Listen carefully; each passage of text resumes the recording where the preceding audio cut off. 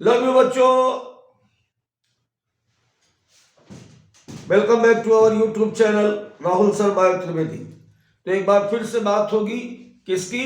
Bhim batch की। हाँ जी, किसकी? भीम बैच की। तो भीम बैच में आज हम लोग क्या पढ़ने जा रहे हैं? आज हम लोग पढ़ने जाएंगे, कुछ नहीं पढ़ने जा रहे हैं, आज हम लोग क्या करेंगे? डीपीपी और एमसीक्यू। किस टॉपिक पे? Cell the unit of life की 8वीं डीपीपी है बेटा। इसके पहले अगर नहीं देखी है तो जरूर देखें, बहुत ही बेहतरीन क्वेश्चंस आपको कराए जा रहे हैं 2024 नीट के लिए।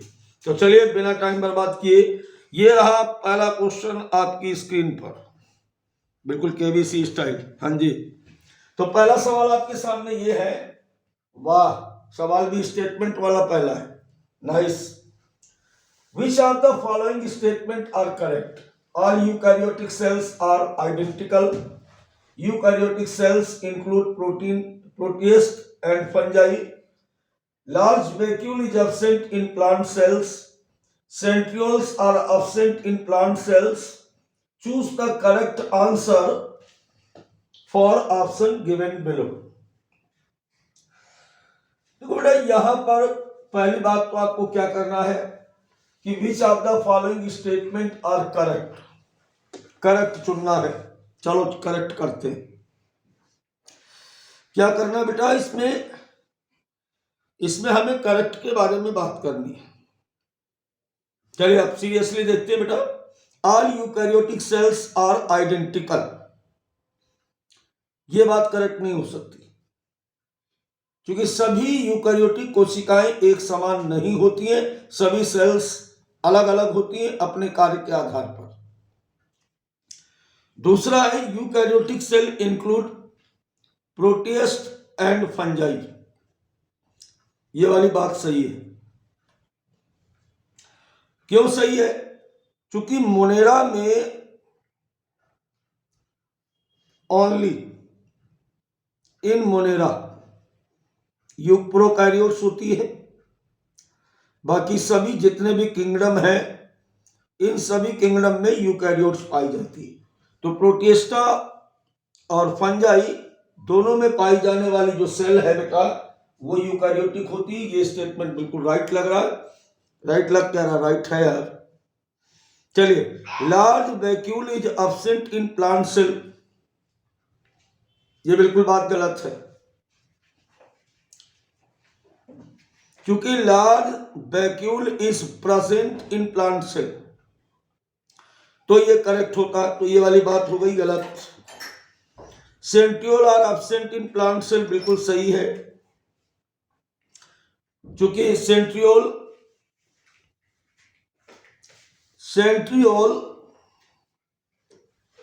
फाउंड इन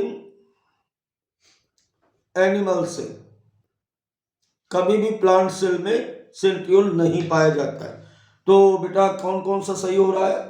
सेकंड सही हो रहा है और फोर्थ सही हो रहा है। कोई ऑप्शन है ऐसा? फर्स्ट, सेकंड एंड थर्ड गड़बड़ है। सेकंड, थर्ड एंड फोर्थ गड़बड़ है। सेकंड एंड फोर्थ सही है। सही ऑप्शन क्या होगा? थर्ड। चलिए बात करते हैं अगले क्वेश्चन की। गुड। अगला क्वेश्चन इजी मोड है। The best material for the study of structure of cell membrane is RBC of human. आगे कोई बात लिखने या समझने की आपको जरूरत नहीं है, क्योंकि एनसीईआरटी ने लिखा है कि basic study about the cell membrane is based on the human RBC.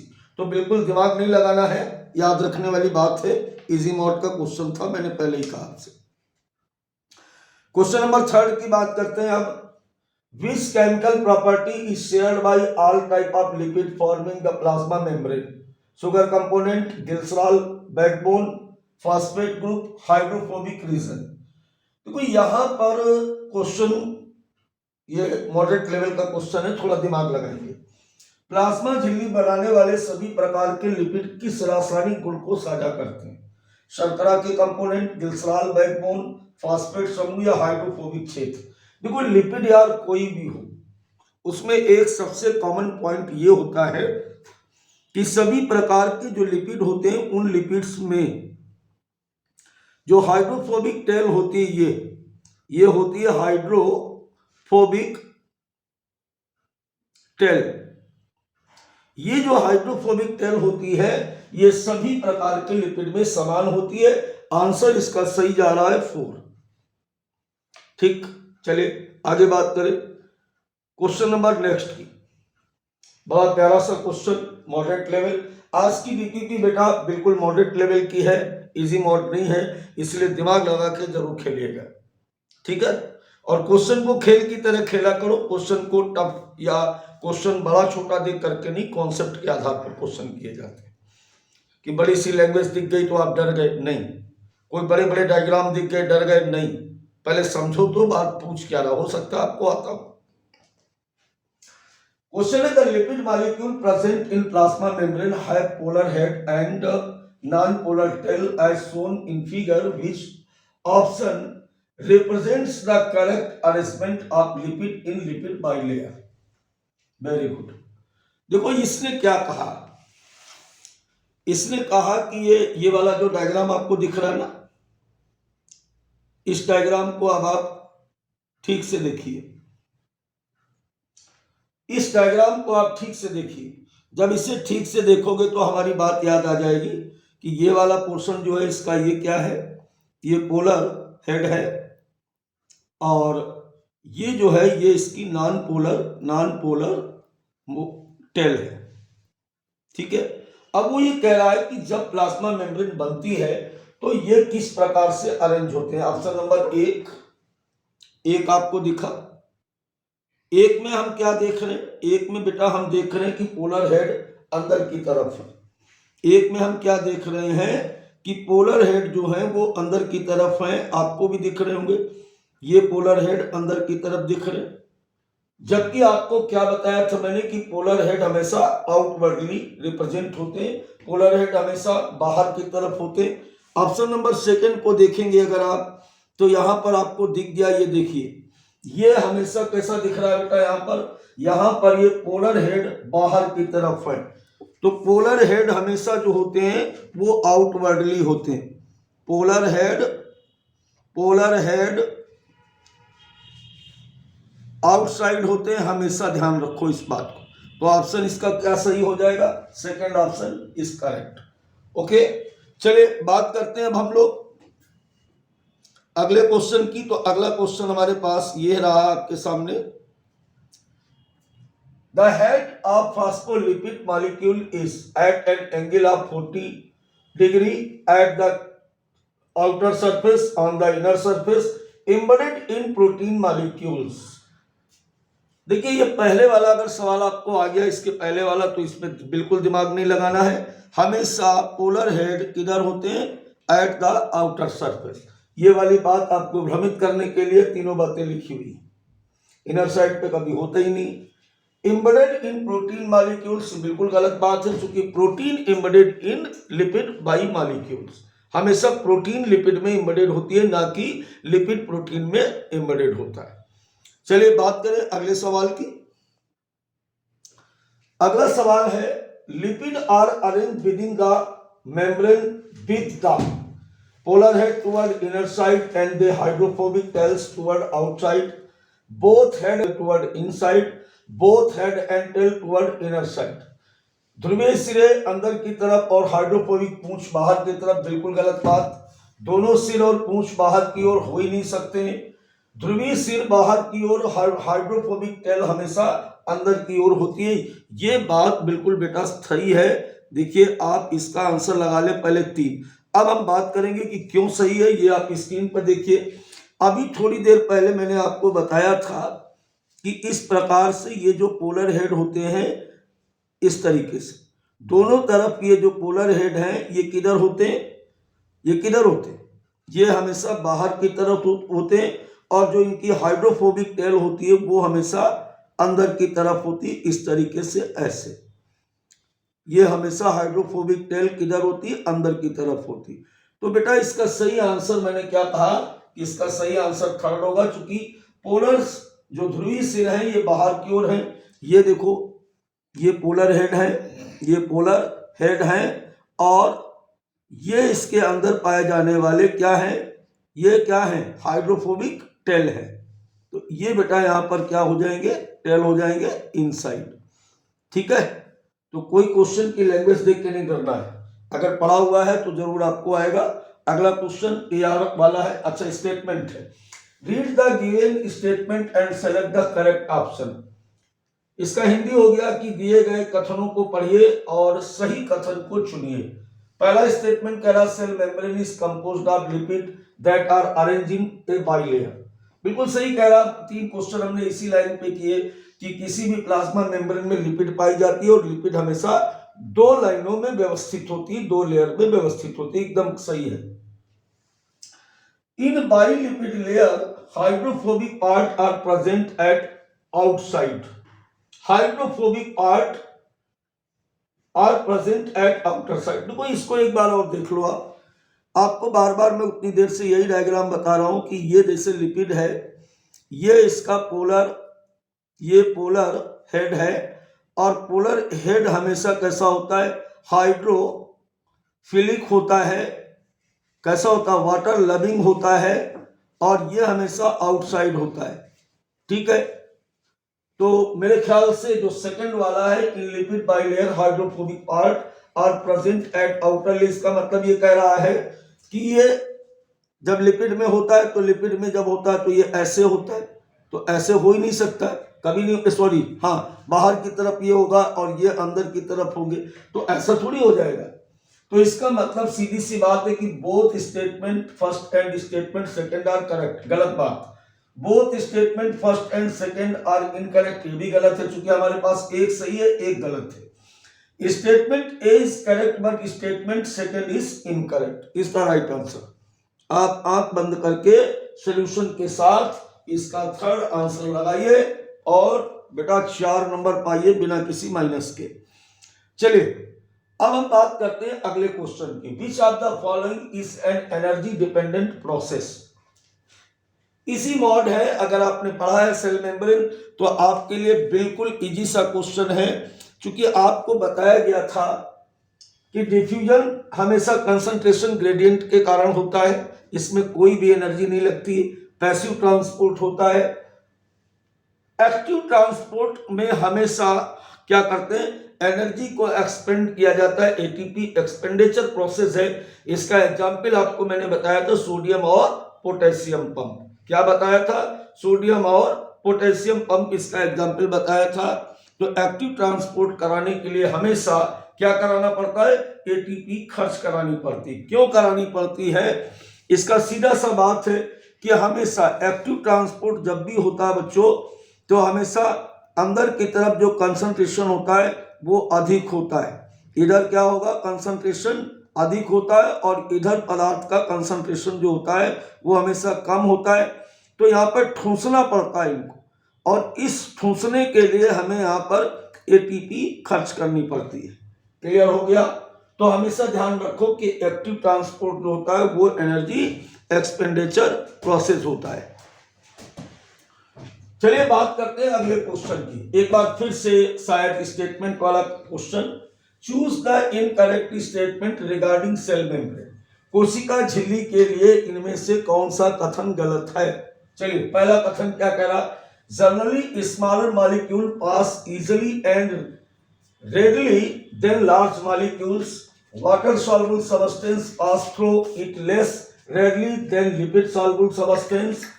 In addition to phospholipid membrane, it also contains cholesterol. None of these. कोशिका झिल्ली के संबंध में गलत क्या है।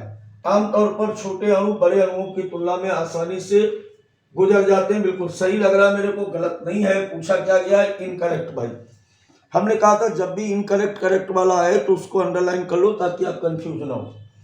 दूसरा, पानी में घुलनशील पदार्थ लिपिड में घुलनशील पदार्थों की तुलना में कम आसानी से पास आउट होते हैं। बिल्कुल सही है, चूंकि lipid soluble molecules easily pass out, चूंकि लिपिड से ही प्लाज्मा मेम्ब्रेन बनी होती है। और चोर चोर मौसेरे भाई, ये पुरानी कहावत है।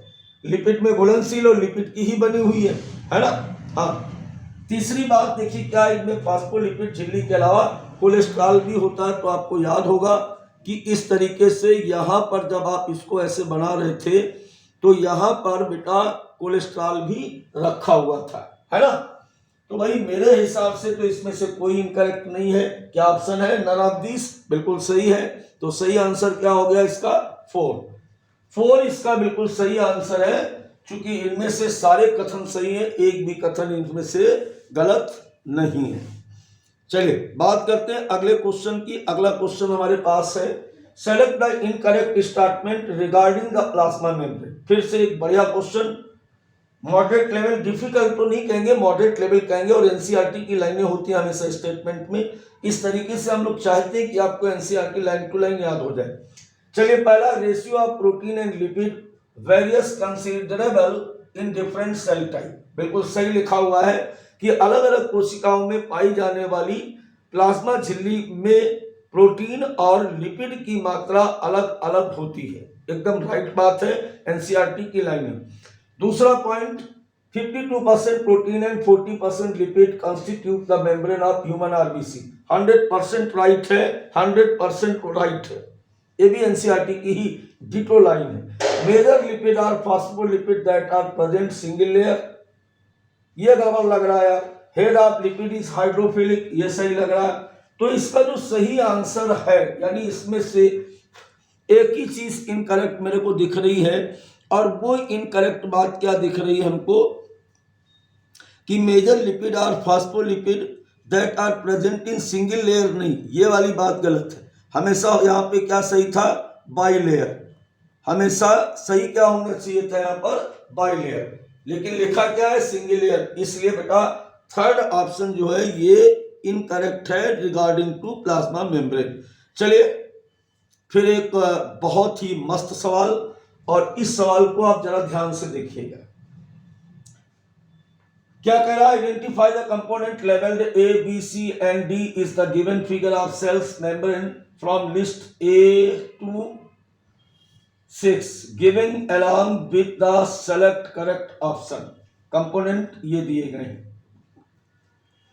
क्वेश्चन समझ पाए आप क्या कह रहा है?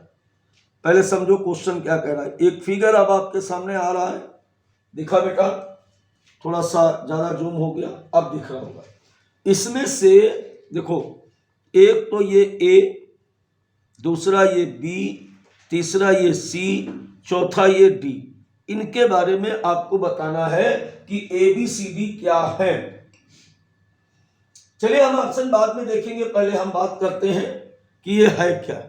देखो जहां तक मुझे समझ में आ रहा है कि जो बी वाला है ये बेटा एक्सट्रिंसिक प्रोटीन है, एक्सट्रिंसिक प्रोटीन है।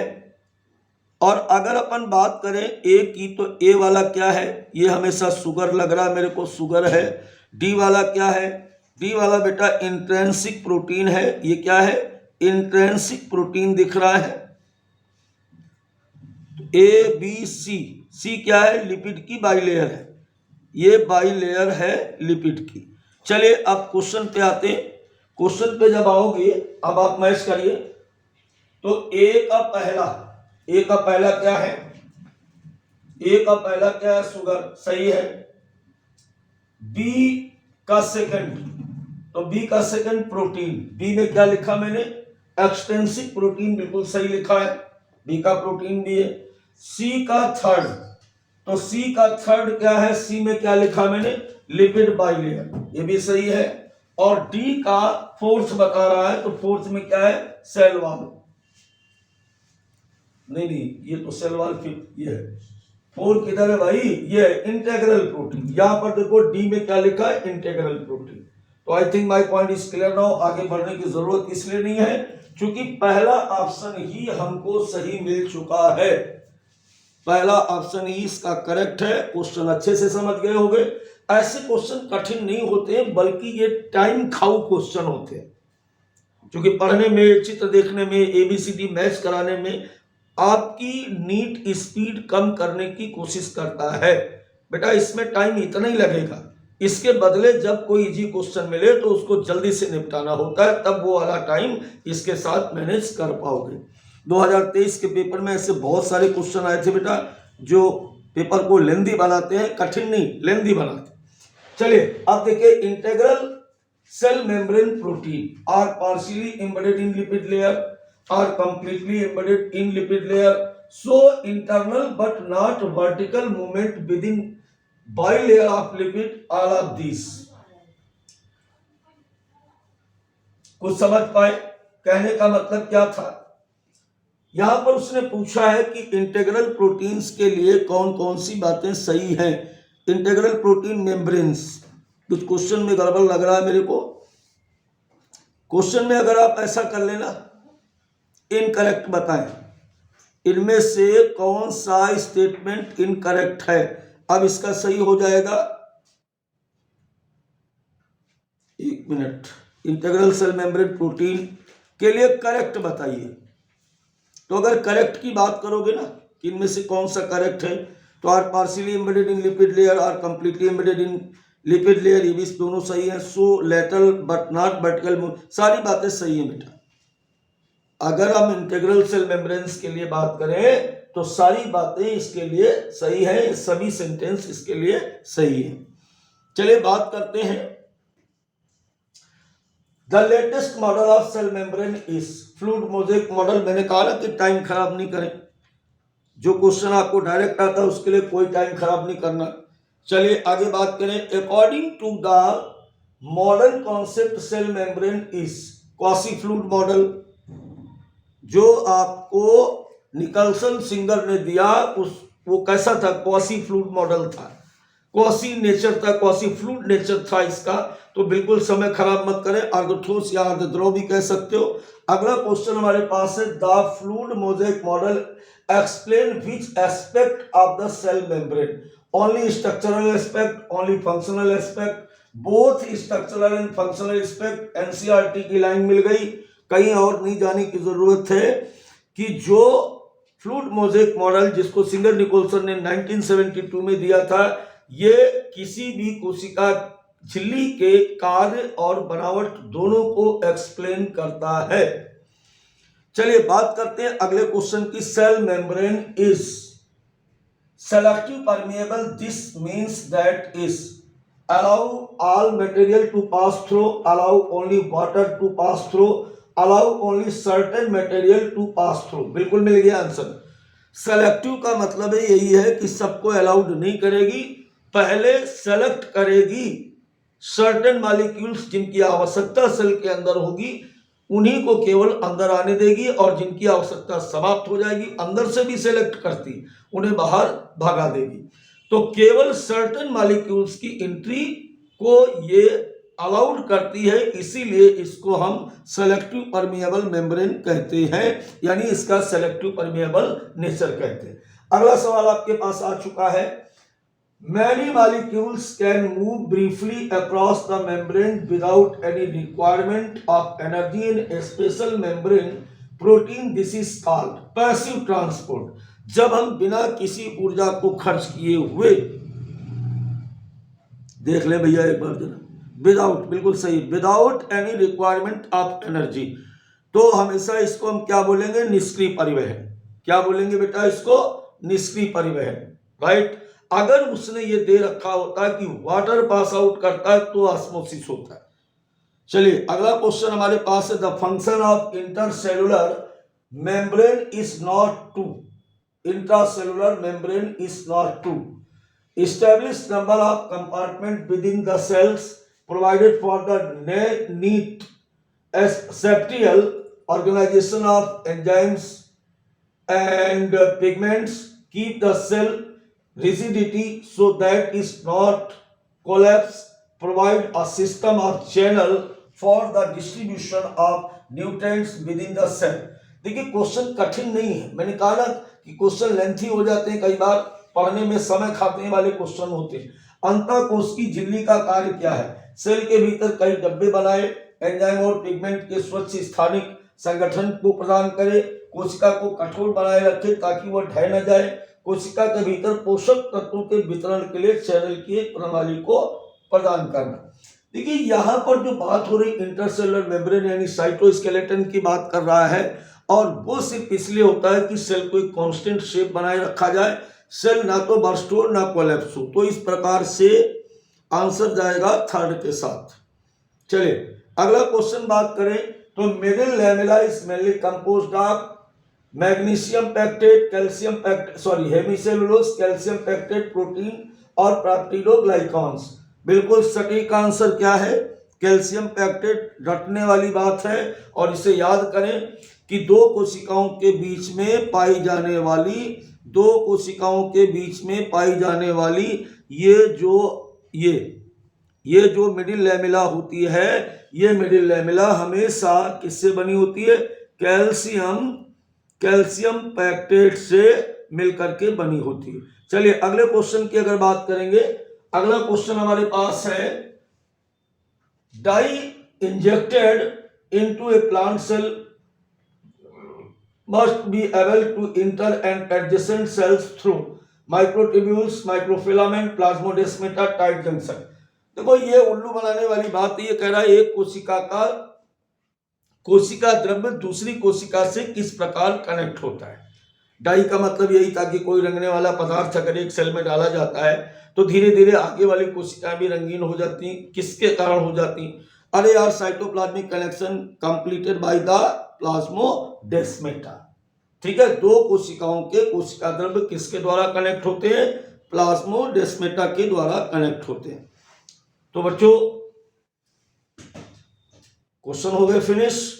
बेस्ट ऑफ लक, फिर मिलते हैं एक नई क्लास के साथ। Bye bye.